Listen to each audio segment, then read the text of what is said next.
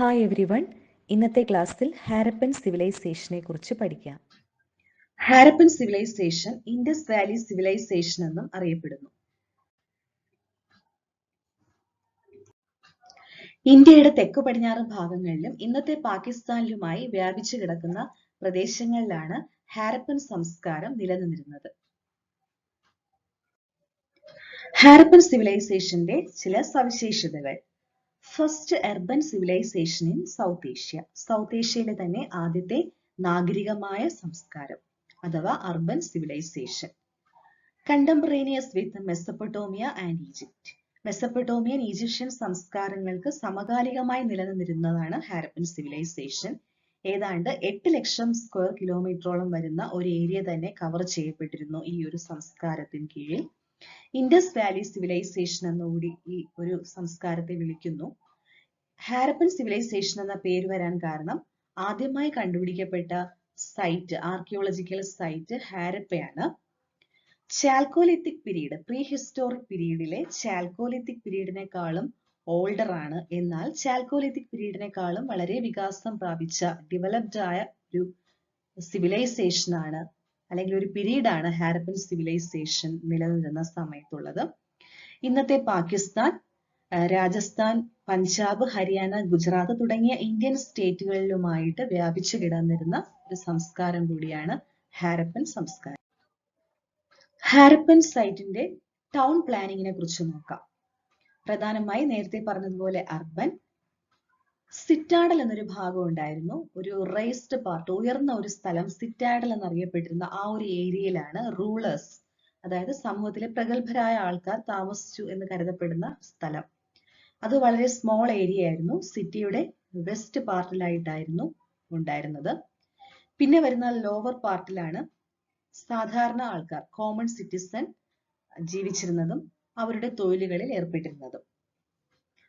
Streets ഈ ഒരു ടൗണിനെ rectangular അല്ലെങ്കിൽ സ്ക്വയർ ബ്ലോക്സ് ആയിട്ട് ഡിവൈഡ് ചെയ്തിരുന്നു. ആ രീതിയിലുള്ള സ്ട്രീറ്റ്സ് നിലവിലുണ്ടായിരുന്നു. അതുമാത്രമല്ല ലാമ്പ് പോസ്റ്റുകളും നിലവിലുണ്ടായിരുന്നു. ഈ ഒരു ഹാരപ്പൻ സിവിലൈസേഷനിൽ ബേൺഡ് ബ്രിക്സ് ഉപയോഗിച്ചിരുന്നു. അതായത് ചുട്ടെടുത്ത ഇഷ്ടികകളാണ് വീട് നിർമ്മാണത്തിനും മതിലുകൾ നിർമ്മിക്കുന്നതിനും ഒക്കെ ഉപയോഗിച്ചിരുന്നത്. അവിടെ ഹാരപ്പയിലുള്ള കൺസ്ട്രക്ഷനിൽ കോമൺ ആയിട്ട് ഉപയോഗിച്ചിരുന്ന ഒരു റേഷ്യോ എന്ന് പറയുന്നത് 1:2:4 റേഷ്യോ ആയിരുന്നു. തിക്നെസ്, വിഡ്ത്ത്, ലെങ്ത് ഈ ഒരു റേഷ്യോയിലായിരുന്നു ഉണ്ടായിരുന്നത്. വീടുകൾ വയ്ക്കുമ്പോൾ വീട് ഉണ്ടാക്കിയിരുന്നത് ഈ ഒരു റേഷ്യോയിലായിരുന്നു. 7:14:28 എന്ന റേഷ്യോയിലാണ് വീടുകൾ നിർമ്മിച്ചിരുന്നത് ബ്രിക്സ് ഉപയോഗിച്ച്. ഈ ഒരു സിവിലൈസേഷന്റെ മറ്റൊരു പ്രത്യേകതയാണ് ഡ്രെയിനേജ് സിസ്റ്റം. വളരെ മികച്ച ഒരു ഡ്രെയിനേജ് സിസ്റ്റം ആയിരുന്നു ആ ഒരു സംസ്കാരത്തിൽ നിലവിലുണ്ടായിരുന്നത്. അവിടെ ലാർജ് സ്ലാബുകൾ ഉണ്ടായിരുന്നു ഈ ഒരു ഡ്രെയിനേജ് സിസ്റ്റത്തിൽ. ഇന്നത്തെ പോലെ ലൈം ആൻഡ് ജിപ്സം കൊണ്ടുണ്ടാക്കിയിരുന്ന സ്ലാബ് ഉൾപ്പെടെയുള്ള ഡ്രെയിനേജ് സിസ്റ്റം. അന്നത്തെ വീടുകൾ ചിലപ്പോഴൊക്കെ 2 നിലയോ അതിൽ കൂടുതലോ ആയിരുന്നു. 2 or more സ്റ്റോറീഡ് ആയിരുന്നു. അവർക്ക് ചൈൽഡ് ബാത്റൂംസ് ഉണ്ടായിരുന്നു. അന്നത്തെ വീടുകളുടെ ഒരു പ്രത്യേകത, ഒരു സൈറ്റിൽ ഒഴികെ, ഹാരപ്പയിൽ തന്നെ ഒരു പെർട്ടിക്കുലർ പ്രദേശം ഒഴികെ മറ്റുള്ള സ്ഥലങ്ങളിൽ കണ്ടെത്തിയ വീടുകളിലെല്ലാം സ്ട്രീറ്റിലേക്ക് ഫേസ് ചെയ്തിട്ട് ജനലുകൾ ഇല്ലായിരുന്നു എന്നുള്ളതാണ് അവിടുത്തെ ഒരു പ്രത്യേകത. സ്ട്രീറ്റിനെ ഫേസ് ചെയ്യുന്ന രീതിയിൽ ജനാലകൾ ഇല്ലായിരുന്നു. പിന്നെ എല്ലാ വീടുകൾക്കും അവർക്ക് സ്വന്തമായി കിണറും ഉണ്ടായിരുന്നു. ഈ ഒരു രീതിയിലായിരുന്നു വീടുകളുടെ ഒരു സ്ട്രക്ചർ. ഇതിൽ 2 സ്റ്റോറീഡ് വീടുകളാണ് കാണുന്നത്. ഇതിൽ കണ്ടാൽ അറിയാം ഇവിടെ ഒന്നും വിൻഡോസ് ഇല്ല. സ്ട്രീറ്റിനെ ഫേസ് ചെയ്തിട്ട് വിൻഡോസ് കാണുന്നില്ല. എക്സലന്റ് ഡ്രെയിനേജ് സിസ്റ്റം ആയിരുന്നു ഹാരപ്പൻ സിവിലൈസേഷൻ ഒരു പ്രത്യേകത. അതിന്റെ ഒരു പിക്ചർ ആണിത്. ഇനി ഹാരപ്പൻ സൈറ്റുകളുടെ മറ്റു ചില ഫീച്ചേഴ്സ് എന്തൊക്കെയാണെന്ന് നോക്കാം. അക്കാലത്തെ സമൂഹം എങ്ങനെയായിരുന്നു നോക്കാം. എക്സ്കവേഷനിലൂടെ നമുക്ക് മനസ്സിലാകുന്നത് അന്ന് 3 സോഷ്യൽ ഗ്രൂപ്പ്സ്, അതായത് 3 തട്ടുകളായിട്ട് സോഷ്യൽ ഗ്രൂപ്പ് സമൂഹത്തിൽ ഉണ്ടായിരുന്നു എന്നുള്ളതാണ്. ഒന്ന് റൂൾഡ്, ഭരണം നടത്തുന്നവർ. അത് കഴിഞ്ഞ് റിച്ച് മെർച്ചൻസ്. മൂന്നാമതായി സാധാരണ തൊഴിലാളികൾ, പുവർ ലേബറേഴ്സ്. ഇതുകൂടാതെ പല പ്രൊഫഷൻസ് നിലനിന്നിരുന്നു. പ്രീസ്റ്റ് ഉണ്ടായിരുന്നു, വാറിയേഴ്സ് ഉണ്ടായിരുന്നു, പെസൻസ്, ട്രേഡേഴ്സ്, ആർട്ടിസൻസ്. ഒരുപാട് ആർട്ടിന്റെയൊക്കെ തന്നെ ഒരുപാട് എക്സ്കവേഷനിലൂടെ ആർട്ടിന്റെ റിമൈനിങ്സ് ഒക്കെ കിട്ടിയിട്ടുണ്ട്. അപ്പോൾ ആർട്ടിസൻസ്മാരുണ്ടായിരുന്നു, കച്ചവടക്കാരുണ്ടായിരുന്നു, അങ്ങനെ എല്ലാ പ്രൊഫഷനിലും പെട്ടവർ ഉണ്ടായിരുന്നു, പുരോഹിതന്മാരൊക്കെ ഉണ്ടായിരുന്നു. മാട്രിയാർക്കൽ സൊസൈറ്റി എന്നാണ് വിശ്വസിക്കപ്പെടുന്നത്. അന്ന് കണ്ടെത്തിയിരുന്നത് മദർ ഗോഡസിന്റെ പിക്ചറൊക്കെ കണ്ടെത്തിയിട്ടുണ്ട്. അതുകൊണ്ട് തന്നെ മാട്രിയാർക്കൽ സൊസൈറ്റി, ഇതുപോലെ പാട്രിയാർക്കൽ സൊസൈറ്റിക്ക് ഓപ്പോസിറ്റ് ആയിട്ട് വരുന്ന മാട്രിയാർക്കൽ അല്ലെങ്കിൽ അല്ലെങ്കിൽ മാതൃദേവതയ്ക്കായിരുന്നു പ്രാധാന്യം, അല്ലെങ്കിൽ സ്ത്രീകൾക്ക് പ്രാധാന്യം കൊടുക്കുന്ന രീതിയിലുള്ള. അതുകൊണ്ട് തന്നെ ടെറാക്കോട്ട ഫീമെയിൽ ഫിഗേഴ്സും മദർ ഗോഡസിന്റെ ഒക്കെ ടെറാക്കോട്ട അവശിഷ്ടങ്ങൾ കിട്ടിയിട്ടുള്ളതിൽ നിന്ന് നമുക്ക് അങ്ങനെയുള്ള നിഗമനത്തിലാണ് എത്തിച്ചേരാൻ. ഈ ഒരു പിക്ചറിൽ കാണുന്നത് ഹാരപ്പൻ സൈറ്റിൽ നിന്ന് കിട്ടിയ ഒരു പ്രീസ്റ്റിന്റേതാണെന്ന് വിശ്വസിക്കപ്പെടുന്ന ഒരു പ്രതിമയുടെ അവശിഷ്ടമാണ്. ഇതിൽ നിന്ന് അക്കാലത്തെ ഡ്രസ്സിംഗ് സ്റ്റൈൽ എങ്ങനെയാണെന്നൊരു ഐഡിയ നമുക്ക് കിട്ടുന്നുണ്ട്. അന്ന് തന്നെ ആൾക്കാർ കോട്ടൺ, സിൽക്ക് ആൻഡ് വൂൾ ഈ തരത്തിലുള്ള ഈ മെറ്റീരിയൽസ് കൊണ്ടുള്ള വസ്ത്രങ്ങളാണ് ധരിച്ചിരുന്നത്. അത് ഹാരപ്പയിൽ തന്നെ നിർമ്മിച്ചെടുക്കുന്നതിന് പുറമെ മെസ്സപ്പൊട്ടോമിയ, ഈജിപ്റ്റ് ഇവിടങ്ങളുമായിട്ട് നല്ല വാണിജ്യ ബന്ധം ഉണ്ടായിരുന്നു. അപ്പോൾ അവിടെ നിന്നും ഇങ്ങോട്ടേക്ക് ഇറക്കുമതി ചെയ്യുന്നതും ഉണ്ടായിരുന്നു. അപ്പോൾ ഈ ഒരു രീതിയിലാണ് ഇതിലിപ്പോൾ കാണുന്നത്. മാൻ wore a dress wrapped around the lower half of the body with one end worn over left shoulder and under the right arm. ഇങ്ങനെ ലെഫ്റ്റ് ഷോൾഡറിലൂടെ എടുത്ത് റൈറ്റ് അതിന്റെ അടിയിലൂടെ അണ്ടർ ദി റൈറ്റ് ആം, ഇങ്ങനെ ഈ രീതിയിലുള്ള ഒരു ഡ്രസ്സിംഗ് സ്റ്റൈലാണ് നമുക്ക് ഈ പിക്ചറിൽ കാണാൻ പറ്റുന്നത്. ഇത് അക്കാലത്തുള്ള ഒരു ഡ്രസ്സിംഗ് സ്റ്റൈലിന്റെ മോഡലാണ്.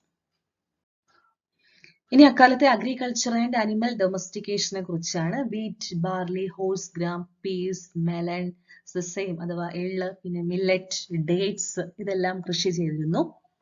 അന്ന് ഗ്രാനറീസ് ഉണ്ടായിരുന്നു. ഒരുപാട് കൃഷി ചെയ്തിട്ട് ബാക്കി വരുന്നത് സ്റ്റോർ ചെയ്യാൻ വേണ്ടി അവർക്ക് ലാർജ് ഗ്രാനറീസ്, ധാന്യപുരകൾ ഉണ്ടായിരുന്നു. ഈ ധാന്യപുരകളുടെ അവശിഷ്ടങ്ങൾ ഹാരപ്പയിൽ നിന്നും മൊഹൻജൊദാരോയിൽ നിന്നും ലോത്തൽ ഈ സൈറ്റുകളിൽ നിന്നെല്ലാം കണ്ടുപിടിച്ചിട്ടുണ്ട്. പ്ലോഡ് ഫീൽഡ്സ് ആയിരുന്നു. പ്ലോസ് ഉപയോഗിച്ച്, അതായത് കലപ്പ ഉപയോഗിച്ച് ഉഴുതു മറിച്ചിട്ടായിരുന്നു അവർ കൃഷി ചെയ്തിരുന്നത്. ഈ പ്ലോയുടെ മോഡൽസ്, ടെറാക്കോട്ട മോഡൽസ് ഒക്കെ കണ്ടുപിടിക്കപ്പെട്ടിട്ടുണ്ട്. ആ കണ്ടുപിടിക്കപ്പെട്ട സൈറ്റ് നോക്കുക. ഒന്ന് ബനാവലിയും ബഹവൽപൂറുമാണ്. ടെറാക്കോട്ട മോഡൽസ്, പ്ലോയുടെ കലപ്പയുടെ ഒരു മോഡല് കിട്ടിയ സ്ഥലം അതാണ്. ഈ ഒരു സിവിലൈസേഷനാണ് കോട്ടൺ കൊണ്ടുള്ള ഡ്രസ്സ്, അല്ലെങ്കിൽ കോട്ടൺ ആദ്യമായി പ്രൊഡ്യൂസ് ചെയ്ത സിവിലൈസേഷൻ ഹാരപ്പൻ സിവിലൈസേഷൻ ആണെന്ന് കരുതുന്നു. അന്ന് കോട്ടനെ വിളിച്ചിരുന്നത് സിൻഡോൺ എന്ന പേരിലാണ്. സിൻഡോൺ. ഹാരപ്പയിലെ ജനങ്ങൾ വെജിറ്റേറിയൻ ഫുഡും നോൺ വെജിറ്റേറിയൻ ഫുഡും ഉപയോഗിച്ചിരുന്നു. അവർ ഫിഷ്, മൊളസ്ക് ഇതൊക്കെ അവരുടെ ഫുഡിന്റെ ഭാഗമായിരുന്നു. അത് മാത്രമല്ല മിൽക്ക്, കർഡ്, പാല്, തൈര് ഇതൊക്കെ ഉപയോഗിച്ചിരുന്നു. അവർ ഇണക്കി വളർത്തിയിരുന്ന animals cattles, pig, ass, camels, cats and dogs, പിന്നെ എലിഫന്റ്, ഈ മൃഗങ്ങളെല്ലാം ഇണക്കി വളർത്തിയിരുന്നു. എന്നാൽ കുതിരയെ അവർ ഇണക്കി വളർത്തിയിരുന്നില്ല എന്നാണ് പറയപ്പെടുന്നത്. കുതിര അവർക്ക് ഏതാണ്ട് അപരിചിതമായ അല്ലെങ്കിൽ എന്തൊക്കെയോ കാരണങ്ങൾ കൊണ്ടായിരിക്കാം അവർക്ക് പരിചിതമല്ലായിരുന്നു. ഹാരപ്പൻ ജനത ക്രാഫ്റ്റിൽ, അവിടെ നേരത്തെ പറഞ്ഞതുപോലെ ആർട്ടിസൻസ് എന്നൊരു വിഭാഗം തന്നെ ഉണ്ടായിരുന്നു. അപ്പൊ ക്രാഫ്റ്റിന്റെ അവശിഷ്ടങ്ങൾ ഒരുപാട് എക്സ്കവേറ്റ് ചെയ്തെടുത്തിട്ടുണ്ട്. അവര് വളരെ ആർട്ടിലും ക്രാഫ്റ്റ്സിലും എല്ലാം വളരെ സ്കിൽഡ് പീപ്പിൾ ആയിരുന്നു. ഈ ഷെൽസ് കൊണ്ടുണ്ടാക്കിയിട്ടുള്ള ഒരുപാട് ഓർണമെന്റ്സിന്റെ അവശിഷ്ടങ്ങൾ, അതുപോലെ ഗോൾഡിലും സിൽവറിലും ഉണ്ടാക്കിയിട്ടുള്ള ഓർണമെന്റ്സ്, പിന്നെ ഐവറിയിൽ ഉണ്ടാക്കിയിട്ടുള്ളത്, മെറ്റൽ കൊണ്ടുണ്ടാക്കിയത്, അങ്ങനെയുള്ള ഓർണമെന്റ്സും മറ്റുള്ള ക്രാഫ്റ്റ്സും ഒക്കെ കണ്ടെത്തിയിട്ടുണ്ട്. അതുപോലെ ബീഡ് ഫാക്ടറിയുടെ അവശിഷ്ടങ്ങൾ തന്നെ കണ്ടെത്തിയിട്ടുണ്ട്. ബീഡ്സ്, മുത്തുകൾ കൊണ്ട് ഒരുപാട് കാര്യങ്ങൾ ഉണ്ടാക്കിയിട്ടുണ്ട്. അവർ ഉപയോഗിച്ചിരുന്ന മെറ്റൽസ് കോപ്പർ, ബ്രോൺസ്, ഗോൾഡ് ഇതൊക്കെ ഉപയോഗിച്ചിരുന്നു. ടെറാക്കോട്ടയും ഉണ്ടായിരുന്നു. അവർ വളരെ ഡെക്കറേറ്റ് ചെയ്യാൻ, അവർ സെൽഫ് ഡെക്കറേഷൻ ഇമ്പോർട്ടൻസ് കൊടുത്തിരുന്നവരാണ്. ഒരുപാട് ഡെക്കറേറ്റ് ചെയ്യാൻ അവർ ആഗ്രഹിച്ചിരുന്നു എന്നാണ് വിശ്വസിക്കപ്പെടുന്നത്. കാരണം അത്തരം ഓർണമെന്റ്സ് ഒരുപാട് കണ്ടെത്തിയിട്ടുണ്ട്. ഹെയർ ഡ്രസ്സിംഗ് ഒക്കെ ചെയ്തിരുന്നു എന്ന് കരുതപ്പെടുന്നു കിട്ടിയിട്ടുള്ള ക്രാഫ്റ്റ്സ് ആൻഡ് ആർട്ട് പീസിൽ നിന്നും. അതേസമയം അവർക്ക് അയൺ ഉപയോഗിച്ചതായിട്ട് കാണുന്നില്ല. അയണിനെ കുറിച്ചൊരു അറിവ് ഇല്ലായിരുന്നു എന്നുള്ള നിഗമനത്തിലാണ് നമ്മൾ എത്തുന്നത്. ഇരുമ്പ് അവർക്ക് അപരിചിതമായിരുന്നു, നേരത്തെ ഹോഴ്സിന്റെ കാര്യം പറഞ്ഞതുപോലെ. ഹാരപ്പയിൽ നിന്നും കണ്ടെത്തിയിട്ടുള്ള ചില ക്രാഫ്റ്റ് വർക്കുകളാണ് മെറ്റലിലും ടെറാക്കോട്ടയിലും പിന്നെ ഐവറി ഷെൽസ് ഇതൊക്കെ ഉപയോഗിച്ച് ഉണ്ടാക്കിയിട്ടുള്ള ഓർണമെന്റ്സും ഒക്കെയാണ് ഈ ഒരു പിക്ചറിലുള്ളത്. മെറ്റൽസ്, അലോയ്സ് ഇതൊക്കെ ഉപയോഗിച്ച് ഒരുപാട് ക്രാഫ്റ്റും ആർട്ടും ഒക്കെ ഉണ്ടാക്കിയെന്ന് പറഞ്ഞു. അതുപോലെ അവർ മെറ്റൽസ് കൊണ്ട് ആയുധങ്ങൾ ഉണ്ടാക്കിയിരുന്നു.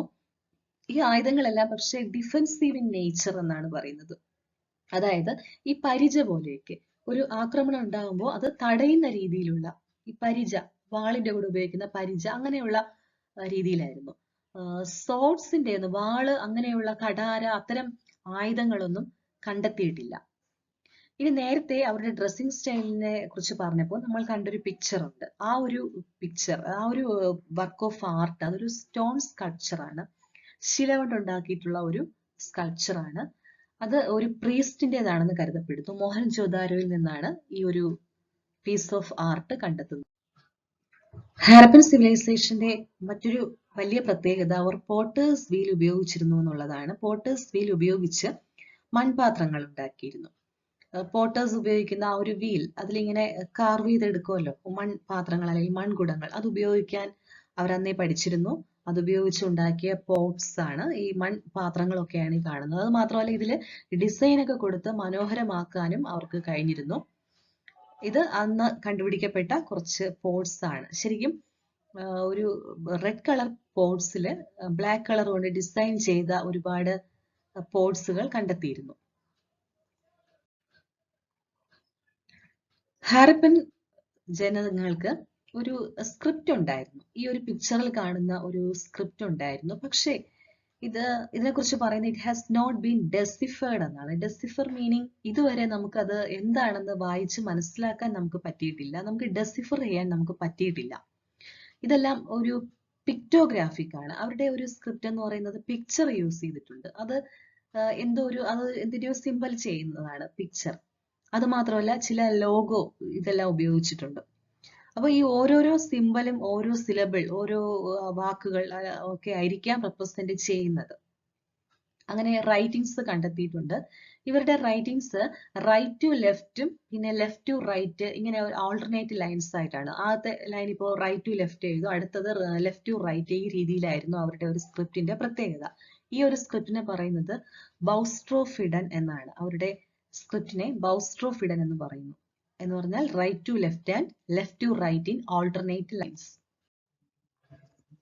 മെസപ്പൊട്ടോമിയൻ പേർഷ്യൻ സംസ്കാരങ്ങളുടെ സമകാലിക സംസ്കാരമായതുകൊണ്ട് തന്നെ ഹാരപ്പൻ സിവിലൈസേഷന് ഈ രണ്ട് രാജ്യങ്ങളുമായും വളരെ ശക്തമായ വാണിജ്യ ബന്ധമാണ് ഉണ്ടായിരുന്നത്.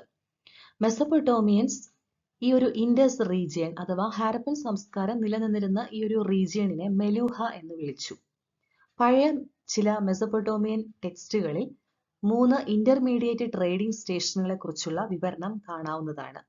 ദിൽമൻ, മക്കാൻ, മെലൂഹ ഇവയാണ് 3 ഇന്റർമീഡിയറ്റ് ട്രേഡിംഗ് സ്റ്റേഷനുകൾ. അതായത് ദിൽമൻ ഇന്നത്തെ ബഹ്റിൻ, മക്കാൻ ഇന്നത്തെ ഒമാൻ, പിന്നെ മെലൂഹ അതായത് ഹാരപ്പ. ഈ 3 വാണിജ്യ കേന്ദ്രങ്ങളെ കുറിച്ച് വിവരണം നമുക്ക് കാണാൻ പറ്റും. മെസപ്പൊട്ടോമിയൻസ് ഹാരപ്പയിൽ നിന്നും കയറ്റുമതി ചെയ്തിരുന്ന വസ്തുക്കൾ copper, ivory, shell, lapis lazuli. Lapis lazuli എന്ന് പറയുന്നത് ഒരു പ്രഷ്യസ് സ്റ്റോൺ ആണ്. ഇത്രയും കാര്യങ്ങളാണ് ഇമ്പോർട്ട് ചെയ്തിരുന്നത്. ഹാരപ്പൻസ് മെസപ്പൊട്ടോമിയയിൽ നിന്നും ഇങ്ങോട്ടേക്ക് എക്സ്പോർട്ട് ചെയ്തിരുന്നത് പ്രധാനമായും ഗാർമെന്റ്സ്, അതിൽ തന്നെ വൂൾ, പിന്നെ പെർഫ്യൂംസ്, ലെതർ, സിൽവർ ഇതൊക്കെയാണ്. അന്നത്തെ ട്രേഡില് മെറ്റാലിക് മണി ഉപയോഗിച്ചിരുന്നില്ല. ഇന്നത്തെ പോലെ മണി സിസ്റ്റം ഉണ്ടായിരുന്നില്ല. പകരം ബാർട്ടർ സിസ്റ്റം ആയിരുന്നു ഉണ്ടായിരുന്നത്. ഹാരപ്പൻ ട്രേഡിന്റെ മറ്റു ചില സവിശേഷതകൾ: സീലുകൾ അഥവാ മുദ്രകൾ അന്ന് ഉപയോഗിച്ചിരുന്നു ഈ ഒരു ട്രേഡിന്റെ പാർട്ടായിട്ട്. അത് ഒന്നുകിൽ സ്ക്വയർ ഷേപ്പിലായിരുന്നു അല്ലെങ്കിൽ ഒബ്ലൈക്ക് ആയിട്ടുള്ള ഒരു ഷേപ്പിലായിരുന്നു. ഈ ഒരു സീലുകളിൽ നമുക്ക് ആനിമൽസിനെ ഡെപ്പിക്ട് ചെയ്യാവുന്നത് കാണാൻ പറ്റും. ആനിമൽസിന്റെ രൂപമായിരുന്നു ഈ ഒരു സീലുകളിൽ കാണപ്പെട്ടിരുന്നത് കൂടുതലും. അതിൽ തന്നെ നേരത്തെ പറഞ്ഞതുപോലെ കുതിരയെ കുറിച്ച് അവർക്ക് അറിവില്ലായിരുന്നത് കൊണ്ടാണോ അതോ അവർ മാറ്റി നിർത്തിയിരുന്നത് കൊണ്ടാണോ എന്നറിയില്ല, കുതിരയുടെ രൂപങ്ങളൊന്നും ഇത്തരം സീലുകളിൽ കാണുന്നതേ ഉണ്ടായിരുന്നില്ല. ഹാരപ്പൻ സീലുകൾ കണ്ടെടുക്കപ്പെട്ടിട്ടുള്ള 2 മെസപ്പൊട്ടോമിയൻ സിറ്റീസിനെ കുറിച്ച് പറയുന്നുണ്ട്. അത് സുസയും ഉർ നഗരങ്ങളുമാണ്. മെസപ്പൊട്ടോമിയയിൽ നിന്നും കണ്ടെത്തിയിട്ടുള്ള ഹാരപ്പയിലെ സീലുകളെ കുറിച്ചാണ് പറയുന്നത്. അത് മാത്രമല്ല വെയിങ് സിസ്റ്റവും മെഷർമെന്റ് ഒക്കെ അന്ന് ഉണ്ടായിരുന്നു. അന്ന് വെയ്റ്റ്സിന് വേണ്ടിയിട്ട് ഒരു ബൈനറി സിസ്റ്റം ആയിരുന്നു നിലവിൽ ഉപയോഗിച്ചിരുന്നത്. ലൈം സ്റ്റോൺ ഒക്കെ ഉപയോഗിച്ചിട്ട് ഒരു വെയിങ് സിസ്റ്റം ഹാരപ്പൻ സിവിലൈസേഷനിൽ ഉണ്ടായിരുന്നു ട്രേഡിന്റെ ഭാഗമായിട്ട്. ഈ ഒരു സ്ലൈഡിൽ സീലുകളുടെ പിക്ചറാണ് കൊടുത്തിട്ടുള്ളത്. ഇതിൽ നേരത്തെ പറഞ്ഞതുപോലെ ആനിമൽസിന്റെ പിക്ചർ കാണാം. ഒന്നില് എലിഫന്റ് ആണ്, പിന്നെ കാറ്റിൽസ് ഒക്കെ കാണാൻ പറ്റുന്നുണ്ട്. ഇത് ഹാരപ്പയിലെ സീലുകളാണ്. ഹാരപ്പയിലെ മതത്തെക്കുറിച്ച് പറയുകയാണെങ്കിൽ ഇന്നത്തെ ടെമ്പിൾ പോലെയുള്ള യാതൊരു സ്ട്രക്ചറും അവിടെ നിന്ന് കണ്ടെത്തിയിട്ടില്ല. അതേസമയം ചില മതപരമായ ആചാരങ്ങൾ നടത്തിയിരുന്നു എന്നുള്ളതിന്റെ തെളിവുകൾ കിട്ടിയിട്ടുണ്ട്. അതിലൊന്നാണ് മൊഹൻജൊദാരോയിൽ നിന്നും കിട്ടിയിട്ടുള്ള ഗ്രേറ്റ് ബാത്ത്. അവിടെ ഒരു സെറിമോണിയൽ ബാത്തിങ് നടത്തിയിരുന്നു എന്നുള്ളതിന്റെ തെളിവുണ്ട്, ഗ്രേറ്റ് ബാത്ത്.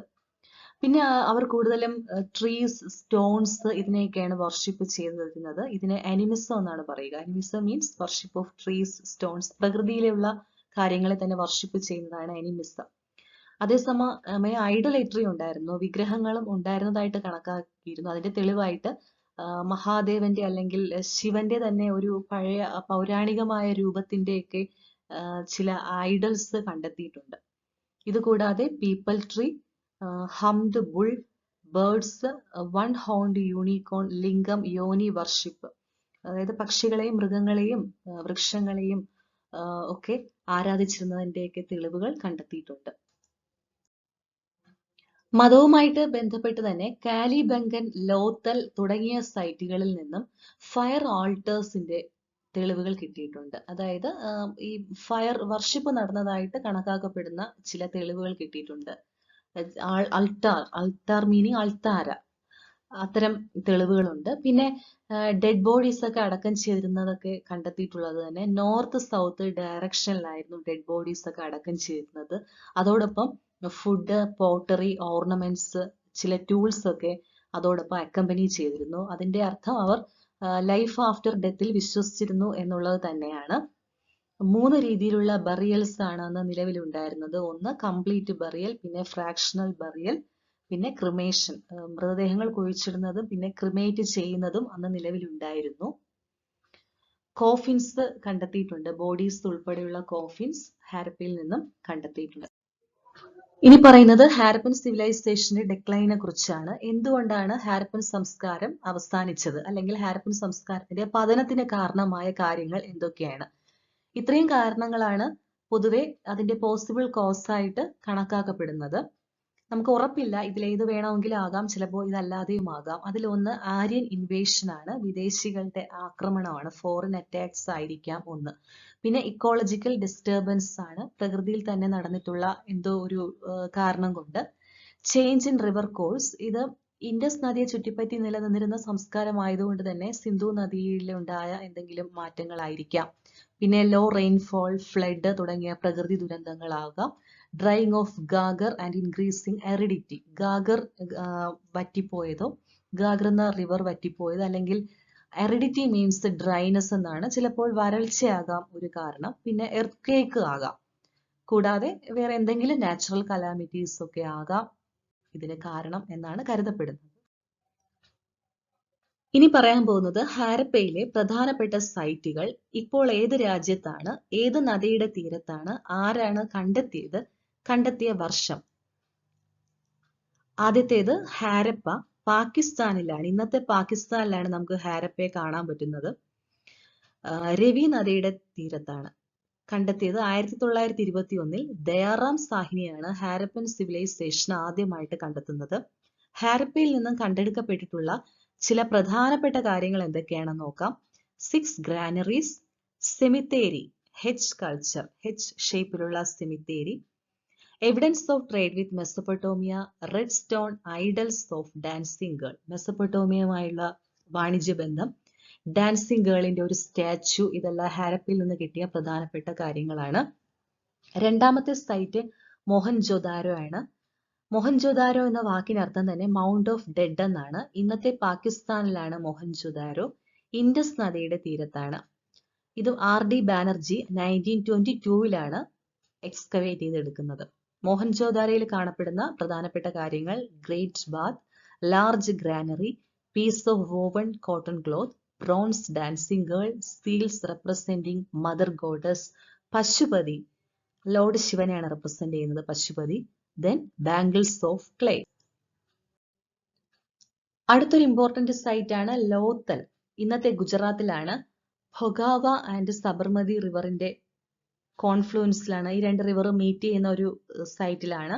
1957 S.R. റാവു എന്ന് പറയുന്ന ആർക്കിയോളജിസ്റ്റ് ആണ് കണ്ടെത്തുന്നത്. ഇവിടെ കണ്ടെത്തിയവ dockyard, bead making factory, sea trade centre, houses with entrance on the main street. ഇതാണ് ഞാൻ പറഞ്ഞത്. മെയിൻ സ്ട്രീറ്റിനെ ഫേസ് ചെയ്തിട്ട് എൻട്രൻസ് കാണപ്പെടുന്ന ഹൗസ് ഈ ഒരു സൈറ്റിൽ നിന്ന് കണ്ടെത്തിയിട്ടുണ്ട്. Double burial, ivory scale, terracotta model of ship, fire altars. Another important site, Kalibangan, Rajasthan, Ghaggar river, Amalanand Ghosh 1953 കണ്ടെത്തി. Ploughed field, fire altars, bones of camel, massive brick walls, not as well planned and organised. അത്ര well organised അല്ലാത്ത ഒരു സ്ഥലം. Did not have a drainage system. Drainage സിസ്റ്റവും ഇവിടെ ഇല്ലായിരുന്നു എന്നുള്ളതാണ്. Chanhudaro, Pakistan, Indus. Only Harappan city without a citadel, no fortified structure. മറ്റു ചില സൈറ്റുകൾ നോക്കുക. ബനാവാലി, സുർക്കോട്ടാഡ, ധോലാവീര, രാഖി ഗർഹി. ഇതെല്ലാമാണ് ചില പ്രധാനപ്പെട്ട സൈറ്റുകൾ. ഇതില് സുർക്കോട്ടാഡ എന്ന് പറയുന്ന സ്ഥലത്ത് നിന്നും ഹോഴ്സിന്റെ ബോൺസ് കണ്ടെത്തിയിട്ടുണ്ട്. കുതിരയുടെ അവശിഷ്ടങ്ങൾ കണ്ടെത്തിയിട്ടുണ്ട് ഈ ഒരൊറ്റ സ്ഥലത്ത് നിന്ന് മാത്രം. മറ്റുള്ള സ്ഥലങ്ങളിൽ നിന്നൊന്നും ഈ ഒരു തെളിവ് കിട്ടിയിട്ടില്ല. അപ്പൊ അതൊരു ഇമ്പോർട്ടന്റ് പോയിന്റ് ആണ്. ഹാരപ്പൻ സ്ക്രിപ്റ്റ് കിട്ടിയിട്ടുള്ള ഒരു സൈറ്റ് ആണ് Dholavira. Largest Indus valley civilisation site and town in the world, Rakhigarhi, Haryana.